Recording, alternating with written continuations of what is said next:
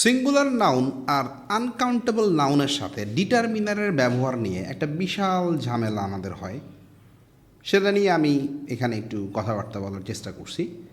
তো প্রথমে যেটা বলছিলাম যে সিঙ্গুলার নাউন ডিটারমিনার ছাড়া একা বসতে পারে না। মানে একটা সিঙ্গুলার নাউনের সামনে একটা ডিটারমিনার থাকতেই হবে। তো ডিটারমিনার ছাড়া কখনো সিঙ্গুলার নাউন বসতে পারবে না। ডিটারমিনার কারা? এই যে এ অ্যান্ড দি আর্টিকেলগুলো ডিটারমিনার, দিস দ্যাট ডেমনস্ট্রেটিভগুলো determiner, my our your her his their its Kamal's Riya's পসেসিভসগুলো ডিটারমিনার।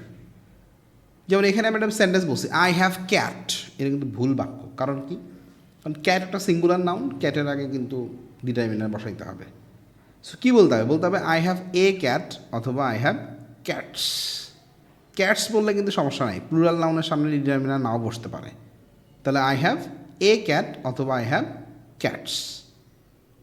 আর আনকাউন্টেবল নাউন নিয়ে ঝামেলাটা কোথায়? সিঙ্গুলার নাউনের মধ্যেই দেখতে আনকাউন্টেবল নাউন, শেষে স্টেজ থাকে না। কিন্তু important feature is that uncountable নাউনের পূর্বে কখনোই আর্টিকেল বসবে না।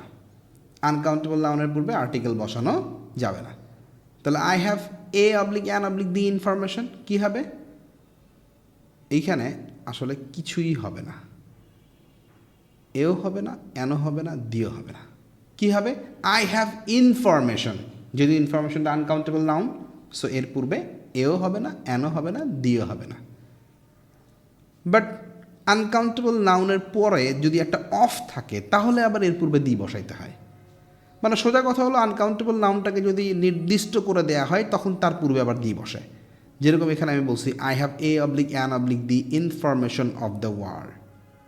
এইখানে I have the information of the world, article বসবে না, সরি এ অ্যান বসবে না, দি বসবে। কারণ কি? পরে একটা অফ আছে, ইনফরমেশনের পরে অফ আছে, সো এর পূর্বে একটা দি বসবে। ওকে।